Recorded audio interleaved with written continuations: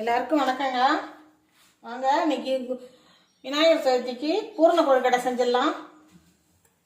அதுக்கு பாருங்க, வேர்க்கடலை எடுத்துருக்கிறேன். ஒரு 150 கிராம் வேர்க்கடலை எடுத்துருக்கேன். அதை வறுத்து எடுத்துக்குவோம். இப்போ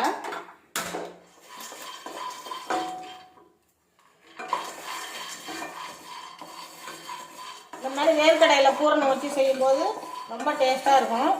நீங்களும் இந்த மாதிரி செஞ்சு சாப்பிட்டு பாருங்கள்.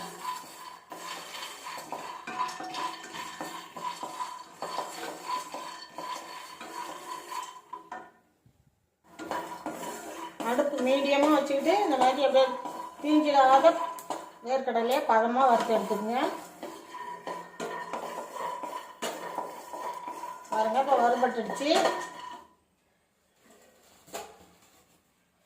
இப்போ அடுப்பு ஆஃப் பண்ணிட்டு இதை எடுத்து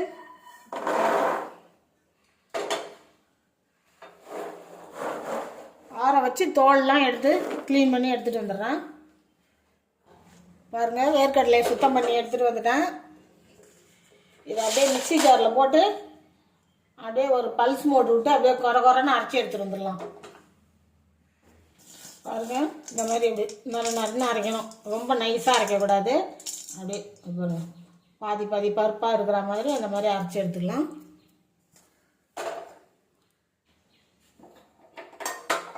ஒரு கடாய் வச்சு பூரணத்துக்கு தேங்காய் கொஞ்சோண்டு வதக்கி எடுத்துக்குவோம்.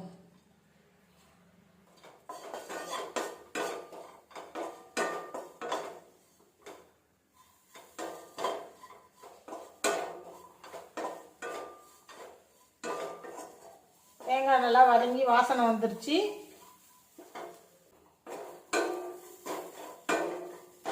அதில் இதால் ஒரு 1/2 கப்பு நாட்டு சர்க்கரை எடுத்திருக்கேன். இதை இது கூட போட்டுக்குவோம். லைட்டாக தண்ணி ஊற்றிக்கலாம்.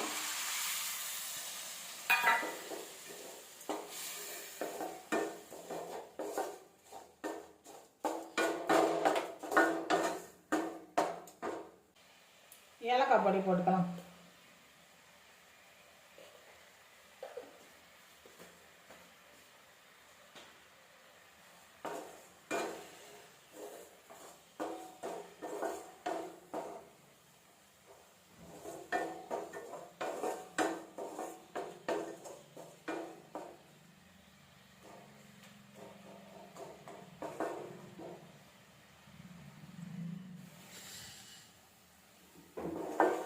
தேங்காயும் வெல்லமும் நல்லா அப்படி சுருண்டு வந்துருச்சு. இந்த நேரத்தில் தூள் பண்ணி வச்சுருக்கிற வேர்க்கடலையை இது கூட சேர்த்துக்குவோம்.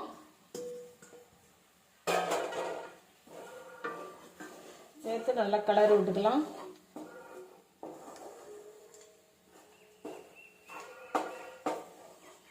அடுப்பு ஆஃப் பண்ணிடலாம்.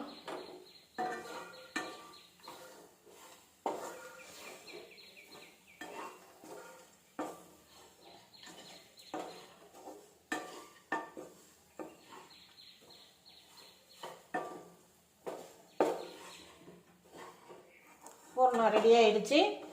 வாங்க கொழுக்கட்டைக்கு மேல் மாவு தயார் பண்ணிக்கலாம். கப்பால் 1 கப்பு நான் மாவு எடுத்துருக்கேன். இது வீட்லேயே அரைச்ச இடியாப்பு மாவு. நானே அரைச்சி அவிச்சு காய வச்சு எடுத்து வச்சுருக்கிறேன். கொழுக்கட்டைக்கும் இதே மாவு தான், இடியாப்பத்துக்கும் இதே மாவு தான். இது வீட்டில் செஞ்ச மாவு.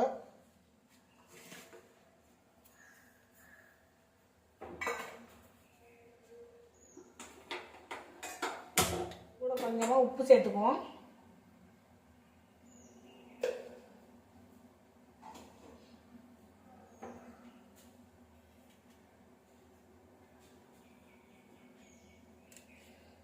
பாருங்க, ஒரு 2 ஸ்பூன் ஜவ்வரிசி எடுத்து ஒரு 2 மணி நேரத்துக்கு முன்னாலேயே ஊற வச்சுருக்கேன்.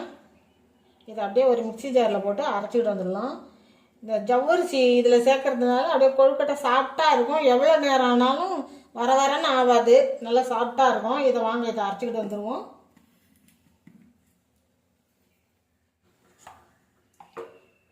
இந்த ஜவ்வரிசி அரைச்ச தண்ணி இது கூட வந்து அப்படியே வடிகட்டி ஊற்றிக்கலாம்.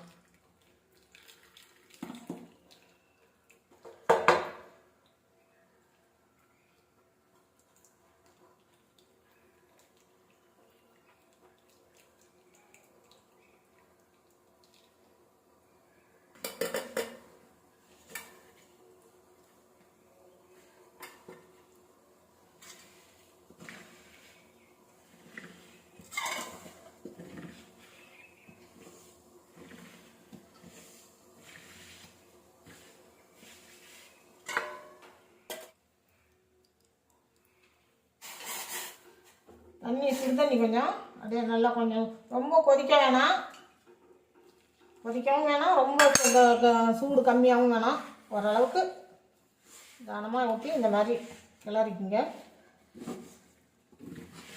உங்களுக்கு கடை மாவாக இருந்தால் கூட இதே மாதிரி செஞ்சுக்கிங்க, நல்லாயிருக்கும் சாப்பிட்டா.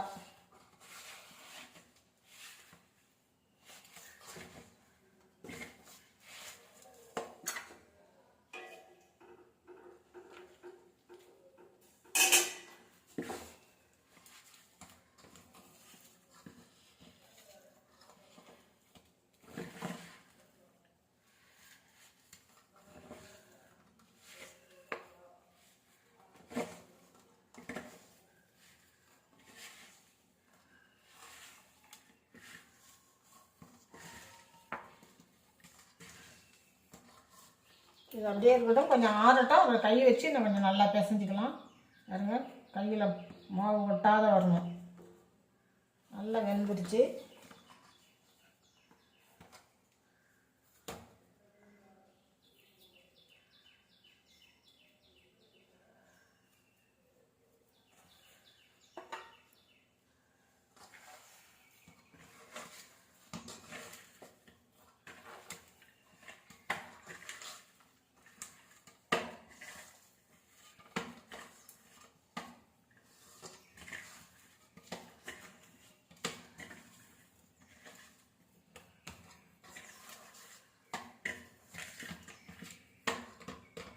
உங்கள்கிட்ட செஞ்சிடலாம்.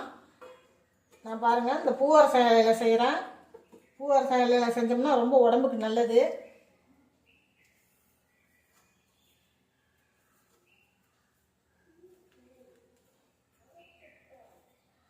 நல்லா பொசன்னு இருக்கும். இலையில வச்சு சுட்டோம்னா மெலீஸாக இருக்கும். அதனால தான் அந்த இலையில வைக்கிறது.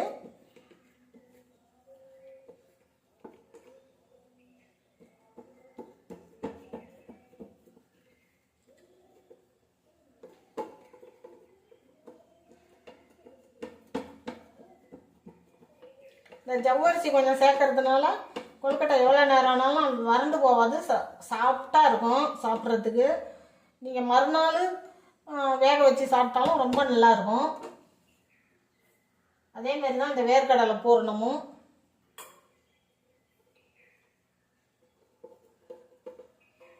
பாருங்க, அவ்வளோதான்.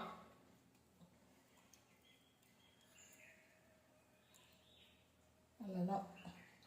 இதே மாதிரி எல்லாத்தையும் ஒன்று ஒன்றா செஞ்சு வச்சுக்குவோம்.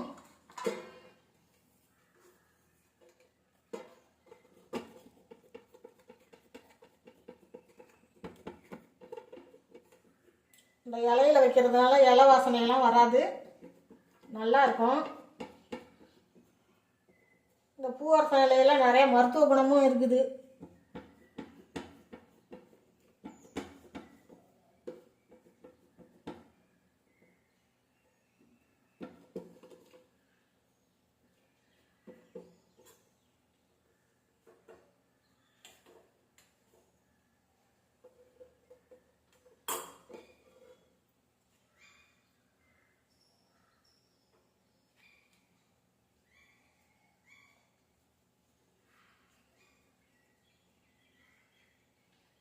இதே மாதிரி எல்லாத்தையும் செஞ்சுருவோம். பாருங்க, இந்த மாதிரி செஞ்சு எல்லாம் வச்சுட்டேன். இதை வேக வச்சுக்கலாம். பிள்ளைங்களுக்கு கொஞ்சம் டிஃப்ரெண்ட்டாக கொஞ்சம் அழகாக இருக்கிற மாதிரி ஒரு உருண்டை செஞ்சிடலாம்.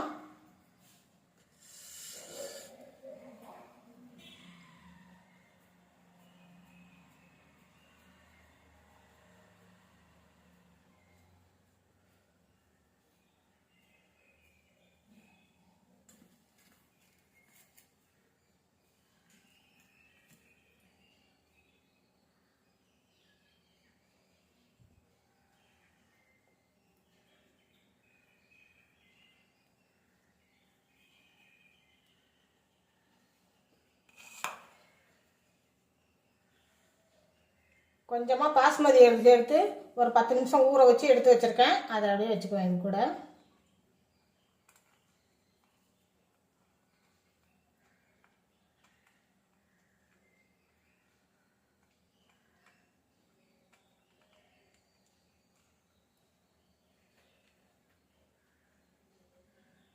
அப்படியே அது மேலே வச்சுருவோம்.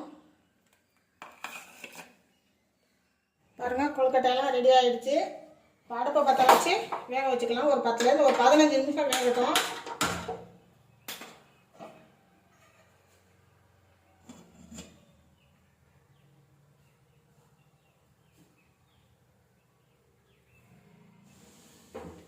திறந்து பார்த்தலாம். சூப்பராக வெந்துடுச்சு. எடுத்துருவோம். அடுப்பு ஆஃப் பண்ணிவிட்டு எடுத்துடலாம். 10 நிமிஷத்துக்கு மேலேயே ஆகிடுச்சு, எடுத்துருவோம். பாருங்கள், கொழுக்கட்டை ரெடியாக ஆகிடுச்சு.